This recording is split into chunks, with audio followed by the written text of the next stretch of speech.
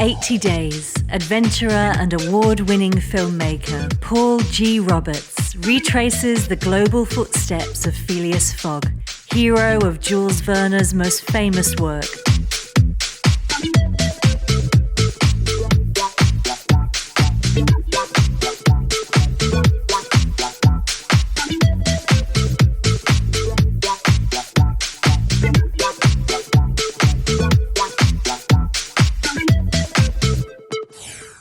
This is the travel story of Egypt to Mumbai.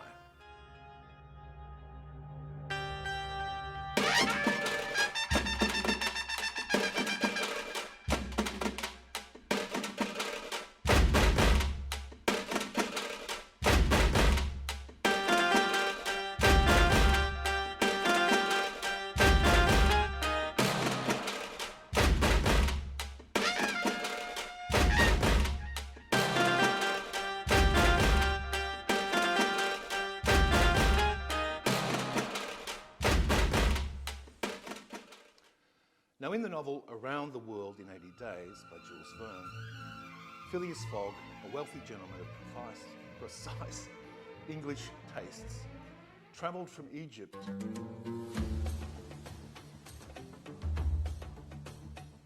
to Mumbai .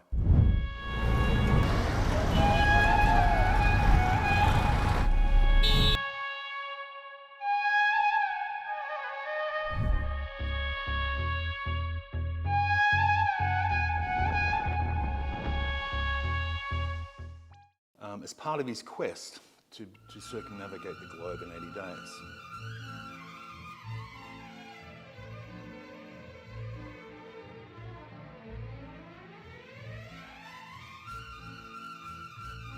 Now, going back to the book, in Egypt, Fogg and his trusty valet, Passepartout, they missed their scheduled steamer to Bombay due to a delay caused by a local uprising.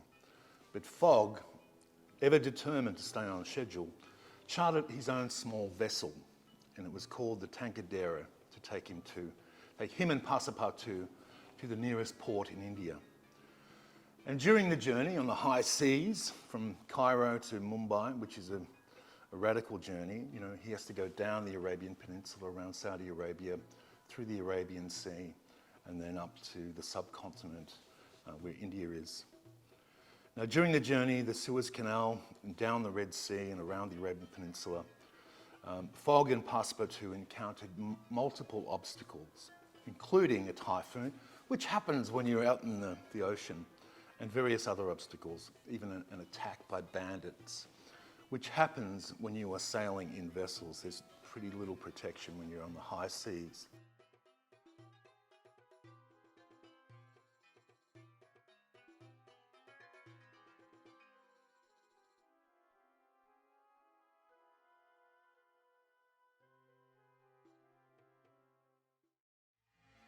However, they managed to make it to the port and Mumbai in time to catch their train to Calcutta. The exact same train journey that I am going to take in my travel to run in the footsteps of Phileas Fogg. Now, overall, Fogg's journey from Egypt to Mumbai was challenging and an exciting part of his around-the-world adventure. And it started to showcase his emerging perseverance and willfulness and resourcefulness in the face of these challenges and unexpected obstacles. And you would wonder, somebody of a privileged background, that from a secluded and sheltered, cloistered environment, sitting around the Reform Club, having his same lunch and dinner every day with his, sycophantic wealthy mates. He wouldn't be naturally equipped, like a solo adventurer, to deal with the day-to-day things that happen to you when you're traveling.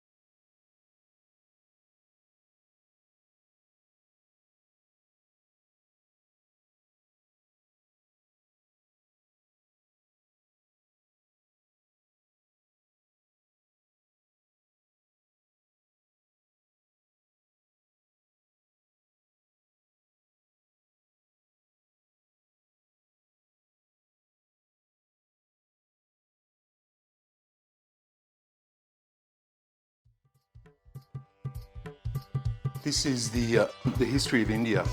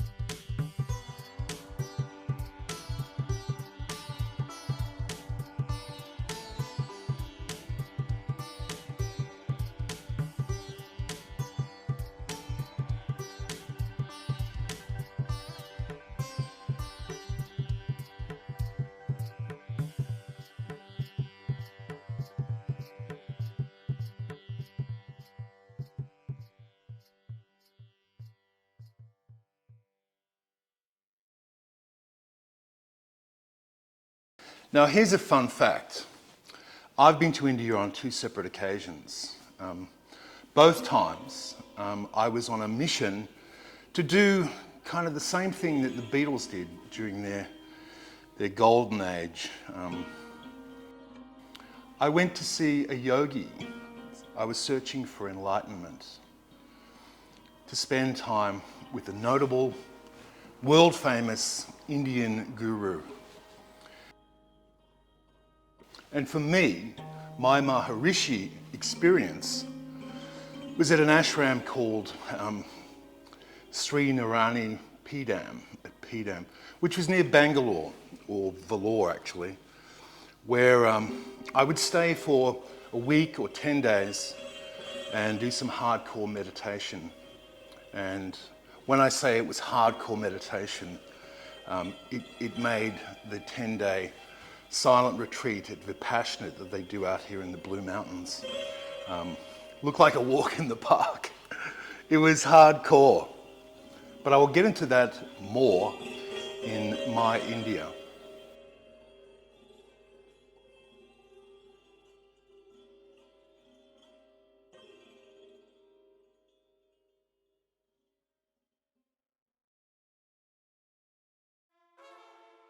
Sadhguru is one of these yogis, these mystics, that is famous all around the world.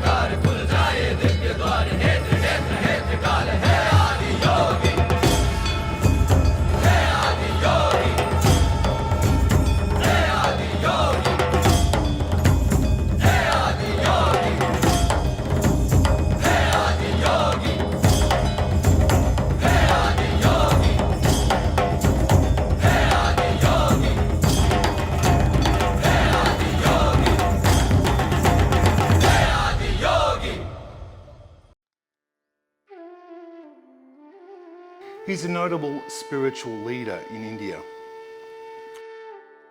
and also in the West, and he has a massive following.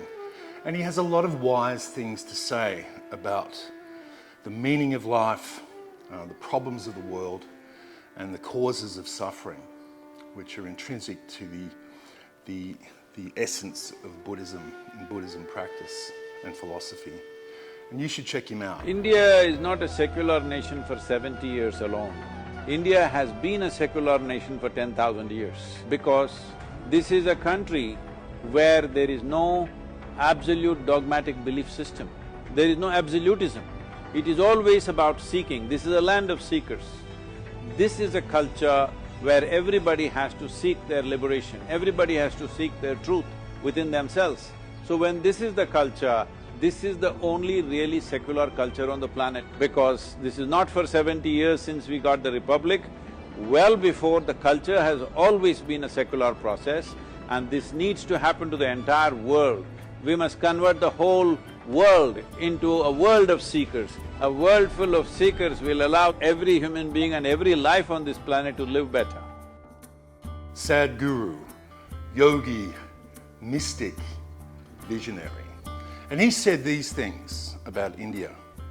He said, for thousands of years, though we have been multiple political entities within the Indian subcontinent, we're always recognized as one nation within this land and in the rest of the known world as well. And this is because of a unique cultural and spiritual ethos.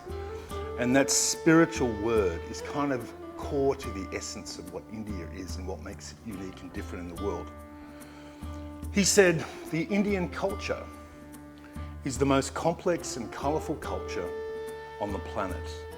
The way people look, their language, their food, their way of dressing, and their music and dance. Everything changes every 100 kilometres in this country. It's quite remarkable. And he also went on to say, even though we have not lost the original cultural and spiritual thread that kept this very diverse population together for thousands of years, after being under some kind of invasion for over 1,100 years, this is the only massive population in the world which has kept its true roots alive. And not in an archival way, in a living, breathing way. Yes, today, in India, poverty, spirituality, modernity, all mix and coexist in India, without the paradoxical implications which a Western perspective may suggest. It is the essence of Indian spirituality which enables even the most deprived to endure poverty, and it is the modernity which provides the prospect for a better shared future. This is the story of India.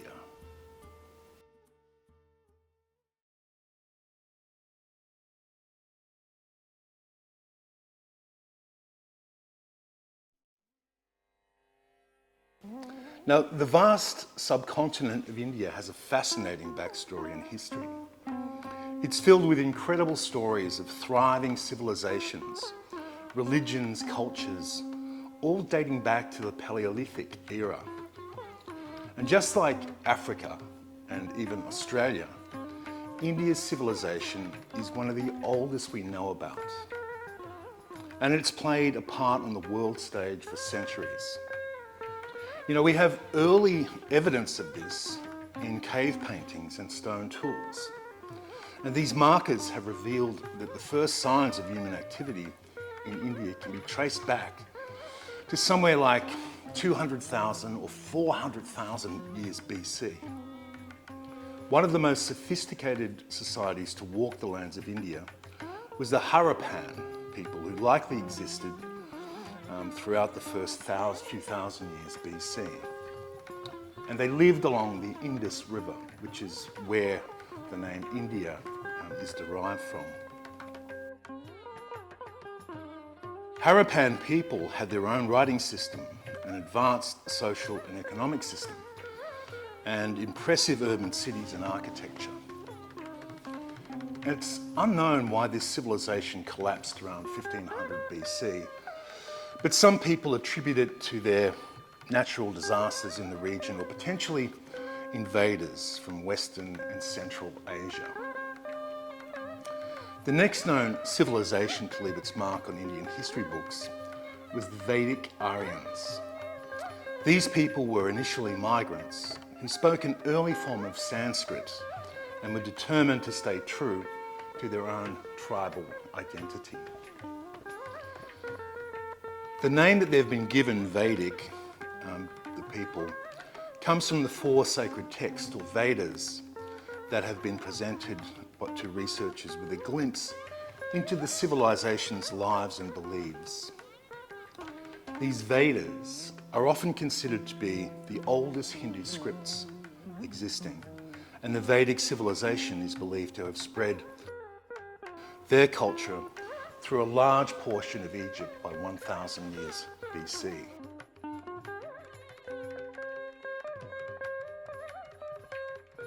And with them, the Vedic Aryans, they brought their philosophical beliefs. And these ideas represent a theory that happiness and salvation comes from a person's morals and ethics, and one's path should be based on their place in life. And one's path should not just be based about their place in life or society, but should be also based upon how righteous and good they are, which is also the founding principles of Buddhism, which would come to be 500 years later. The Vedic Aryans also shared their societal system as they extended their reach, and their system was made up of 3 tiers. There were 3 classes, if you like. There was the Brahmin or the priest class, there was a Kshatriya or warrior class, and there was the Vaishya or the commoner class at the bottom. The Aryans continued to spread their tribal settlements across India throughout the following centuries, and their civilization grew and flourished in both terms of culture and trade. A series of 16 individual settlements or states spanned across northern India, including the Gandhara, Kusala, Kuru, and the Magadha. The later particularly flourished under the rule of Chandragupta or Chandragupta Maurya in the 4th century BC as it began to expand.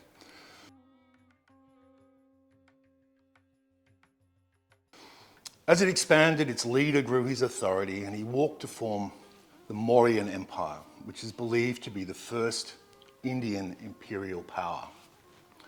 The Mauryan Empire established its capital in Pataliputra, near modern-day Patna, and constructed extraordinary temples, libraries, palaces, and even a university. The grandson of Chandragupta took a stance of non-violence, and it was taken after a bloody struggle against the kingdom of Kalinga due to the emperor's new Buddhist beliefs.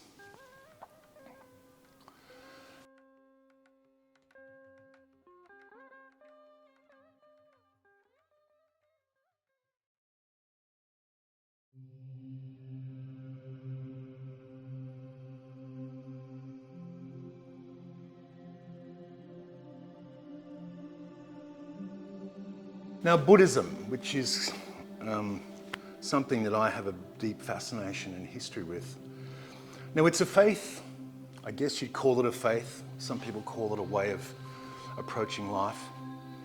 It was founded by a man, a mortal man, Siddhartha Gautama, the Buddha, in other words, more than 2,500 years ago in India. With about 500 million followers, scholars believe Buddhism is one of the major world religions. Its practice has been historically most prominent in the East and Southeast Asia, but its influence is, even to this day, growing in the West. And many Buddhist ideas and philosophies overlap with those of other faiths. Now, Gautama, the Buddha, he wasn't born a deity. He wasn't a reincarnation of any one of the gods or anything. But he was born into a wealthy family, and he was a prince in present-day Nepal. And although he had an easy life, Gautama was moved by the suffering of the world, and he decided voluntarily to give up his lavish lifestyle and endure poverty. But when this didn't fulfill him, he promoted the idea of the middle way, which means existing between the two extremes. Thus, he sought a life without social indulgences, but also without harsh deprivation. And after 6 years of searching, Buddhists believe Gautama found enlightenment while, as we all know and have heard about, meditating under a Bodhi tree. He spent the rest of his life teaching others about how to achieve this spiritual state. Now, followers of Buddhism don't acknowledge a supreme God or deity. They instead focus on achieving personal enlightenment, a state of inner peace and a wisdom. And when followers reach this spiritual echelon, they're said to have experienced nirvana. The religion's founder, Buddha, or Gautama, is considered an extraordinary being, but not a god. The word Buddha means enlightened. Now, the path to enlightenment is attained by utilizing morality, meditation, and wisdom. And Buddhists often meditate because they believe it helps them to awaken the truth within them. There are many different philosophies and interpretations within Buddhism. There are even different forms of Buddhism, making it a tolerant and evolving religion. Some scholars, however, don't recognize Buddhism as an organized religion, but rather a way of life or a spiritual tradition, which to me is just as good, if you know what happens in the name of God in organized religions in history. Now, when Gautama passed around 483 BC, his followers began to organize a religious movement. Buddha's teachings became the foundation for what would later develop into the notion of Buddhism. In the 3rd century BC, Ashoka the Great, the Mauryan Indian emperor, made Buddhism the state religion across the entire country of India. Buddhist monasteries were built and work for missionaries was encouraged. And over the next few centuries, Buddhism began to spread throughout the world, as well as India. The thoughts and philosophies of Buddhists became diverse, with some followers interpreting ideas differently than others.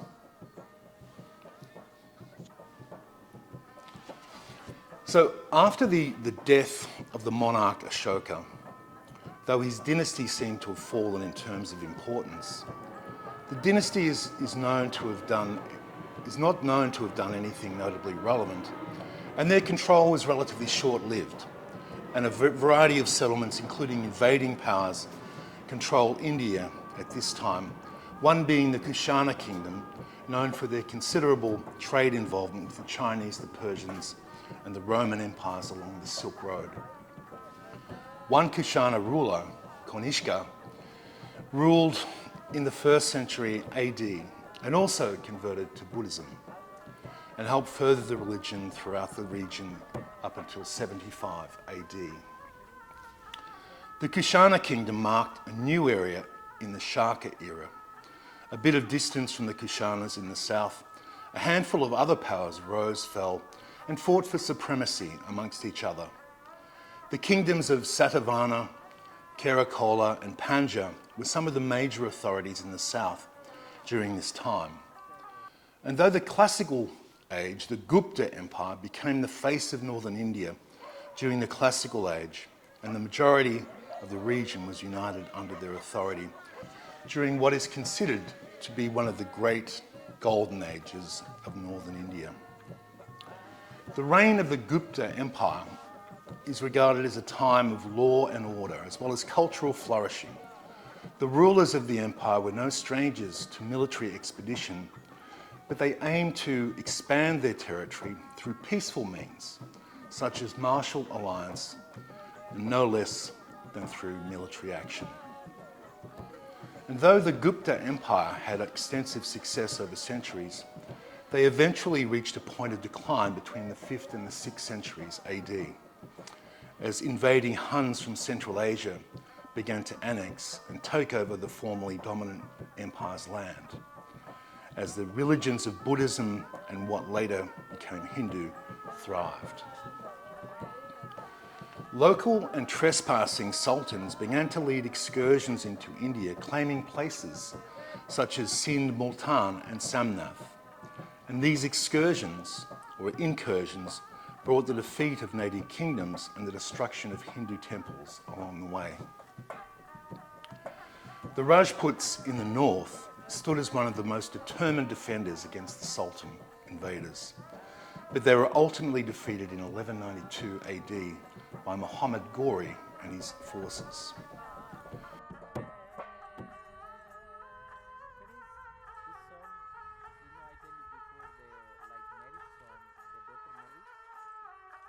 As Islam began to work its way into India, other previously principal religions such as Buddhism began to decline at the start of the 13th century.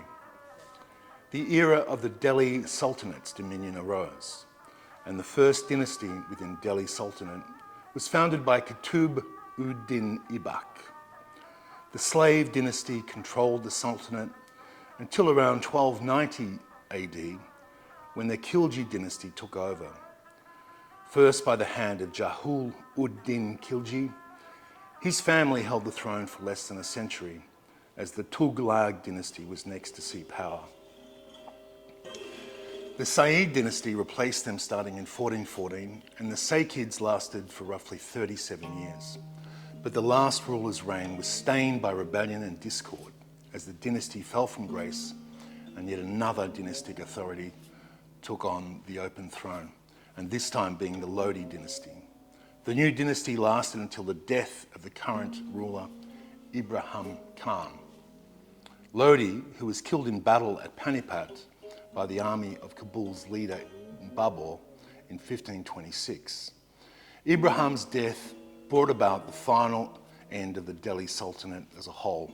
And now free of competition from the Lodi dynasty, the board established the Mughal dynasty, which would end up being one of the greatest throughout the entire history of India.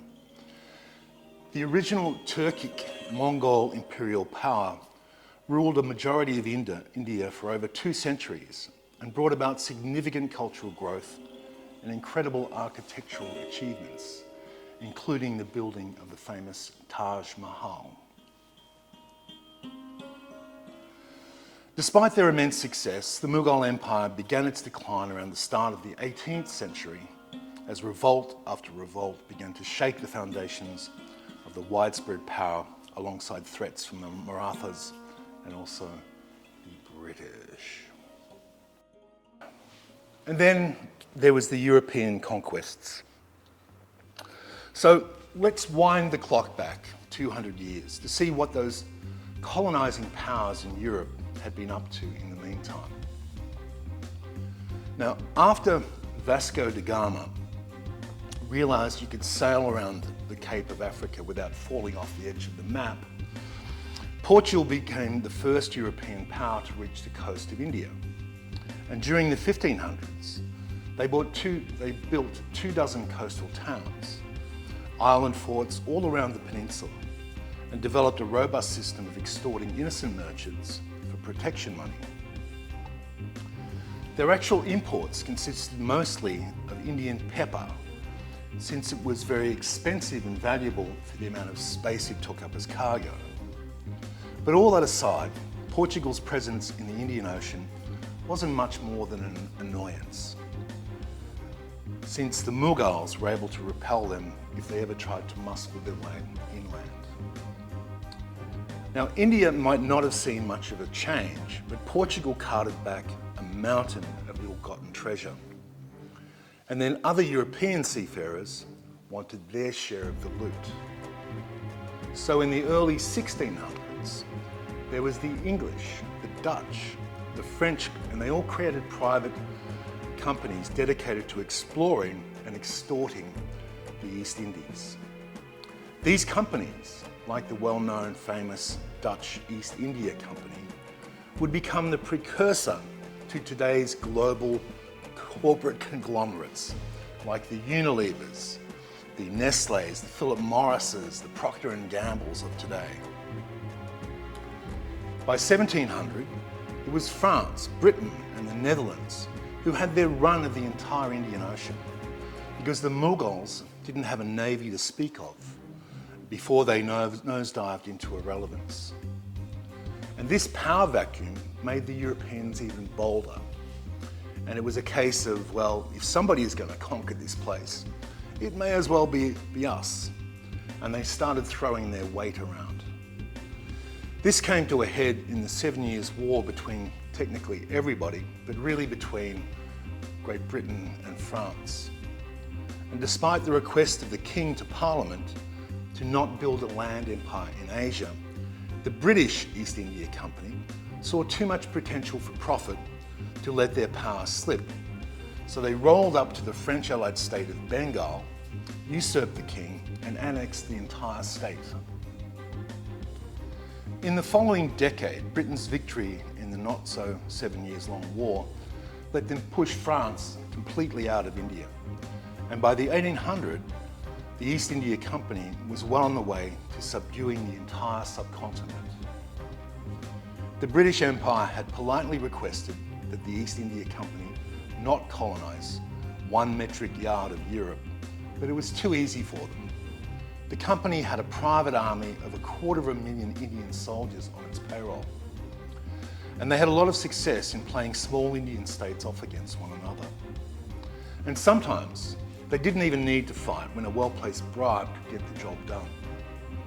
So the conquest cost a pretty penny, sure, but it was almost completely consequence-free. Now, beyond simply extracting tolls from trade and all those good silks and spices back to Britain, the company upgraded to tax collecting. They also owned the land, so the East India Company shifted agriculture away from low-margin goods like food to cash crops like cotton, and starting in the 1820s, tea. While the early company governors had ruled indirectly by way of vassal princes and at least pretended like they wanted to treat the native Indians fairly, the mid-19th century saw all of that go away. The company dismissed the native princes and forced the farmers into tenancy. They put tradespeople out of work by shifting production back to the industrial factories of Great Britain. It may have been immoral, illegal, and unethical, but the East India Company stockholders were seeing a really great return on their investment. The British East India Company had actually been in the region for some time, but the situation with the British started to escalate, and not long after the Mughals fell. By 1857, India displayed increasing control by the East India Company, and the locals were having none of it. What began as a simple revolt by the Indian soldiers in Marat quickly blew up into a widespread rebellion and became known as the Indian Mutiny of 1857. This rebellion would later be called the First War of Indian Independence. And even though the British were able to quell the revolt after a matter of months, it inevitably had lasting impacts in response to this mutiny. Which brings me to the English rule, the Raj. Now, if you were, say, a native Indian, steadily watching your rights erode and your absentee overlords drain your land of everything that it's worth, it was probably enough to really put a downer in your mood. But in the 1850s, life got even harder for the legions of Indian sepoys fighting in the East India Company army. They faced religious discrimination, pay cuts, no promotions ever, and the increasing sense the white British officers were never going to take a dark-skinned person seriously. Meanwhile, the local lords had their lands confiscated on ever more dubious grounds, and in 1857, a rebellion of one sepoy garrison quickly set off a slew of revolts across North India in an attempt to give Britain the heave-ho. The company met this unrest with martial brutality and massive destruction to farmland, which combined for a body count in the hundreds of thousands. So it had been brewing for a while that on November the 1st, 1858, Britain's monarch, Queen Victoria, declared that India would now be ruled in the name of the British Crown. And from that point on, locals maintained their disapproval and anger at the British supremacy over their land. From that point on, locals maintained their disapproval and anger at the British supremacy over their land. And the nationalist sentiments and movements were far from extinguished. But the next major move towards independence came when Mahatma Gandhi and the Indian National Congress decided to withdraw all cooperation with the British government, beginning with the non-cooperation movement. Following the end of World War I, when the strategy did not bring the wanted results that Gandhi had hoped for, he adopted a new technique, which is now known as the form of civil disobedience movement in the December of 1929. It was a unique phenomenon, unknown or unheard of anywhere else in the known world.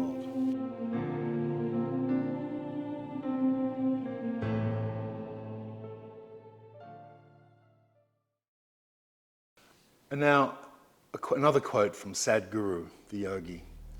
Now, every aspect of this nation and the making of this nation has been unique in identity and process. Even when we managed to send the British away, it happened in a unique way. Thanks to Mahatma Gandhi, the well-entrenched administration of the imperialist power was removed without battle, revolution, or any armed conflict. This is a nation, he said, where a large population will give up everything a person normally aspires for, all the pleasures of life, the comforts, all rights, to simply live in pursuit of what is ultimately right.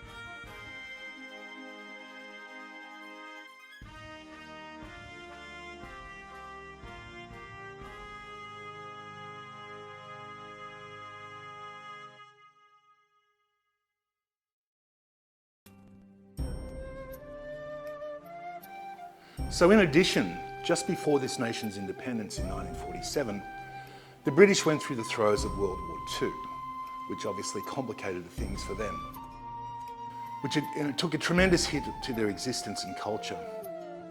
And during this time, as well as the earlier on in World War I, hundreds of thousands of Indian soldiers fought alongside the British. And at the same time, they were fighting for their own nation's freedom in peaceful manner on the streets. Now, that's a phenomenon that has never been known anywhere in the world. And Sadhguru said, we are crazy, but it makes this madness that makes us unique. We always held what is right above our own well-being.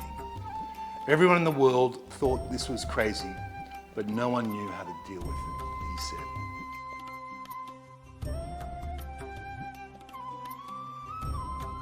So from 1858 onwards, the British Raj nominally made life better for Indians with the creation of an Indian civil service and the partial recognition of sovereignty to a series of princely states.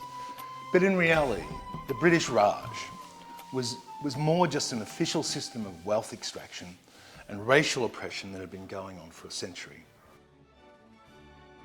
So, British advisors, they really had the final say over the independent principalities.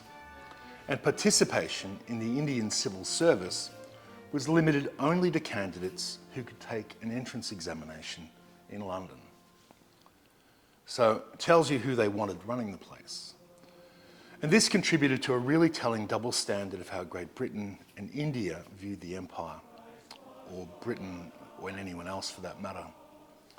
In London, you'd see the fruits of humanistic multicultural impact in food, in art, in demographics, and mind-numbing economic power. But back in India, it just looked like some domineering colonisers came to take the shiny stuff and stomp over the rest on a racist power trip. Naturally, this led leading Indian politicians and thinkers to consider the joys of not being oppressed. So in 1885, the Indian National Congress pushed to give India a greater voice in their government. But Britain's counteroffer was that they'd get nothing and they'd like it. A shockingly effective negotiating tactic. Now at this point, it seemed likely there was no way this finely tuned system of colonial exploitation could possibly come undone. But we've got to remember that this whole enterprise was just a pure cash grab. So if India ever stopped being profitable, why would you keep it? And nothing will sink a profit margin faster than a good old-fashioned world war. Better yet, two of them back to back.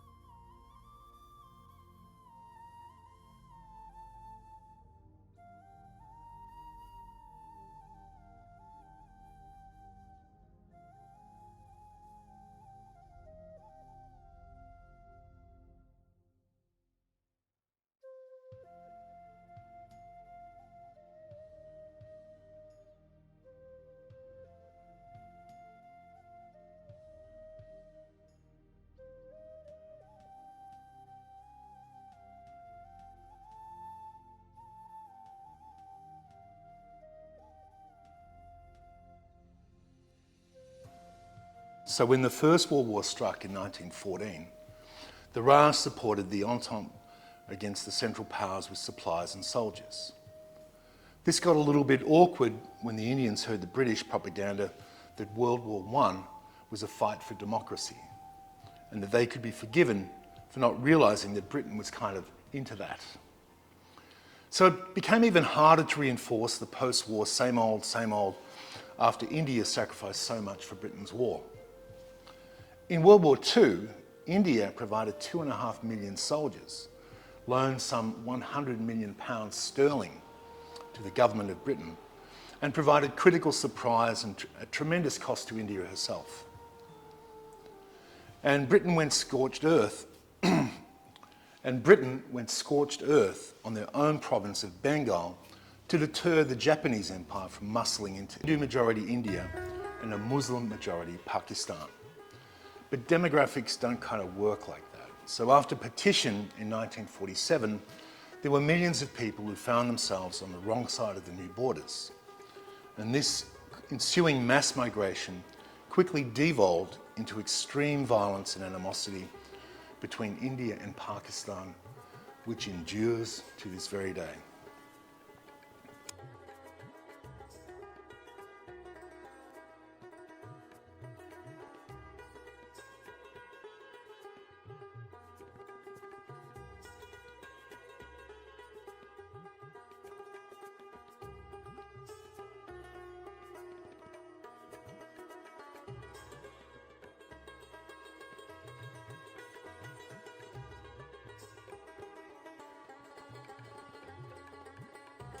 So in closing, modern India is a vibrant society with an increasingly vigorous internal dynamic and an increasing influence directly and indirectly in the world. Its significance lies not only in its size, with a population approaching 1 billion souls, Indians are 15% of the planetary population, but also in questions raised by the path India has chosen in domestic and foreign policy. The nation is the world's largest functioning democracy, with regularly and freely contested elections. Thus, it is the test of whether democracy is suitable as a system of government for large numbers of relatively poor people in a world where democracy, as we understand it, is a much endangered political species, especially in the third world. Today, poverty, spirituality,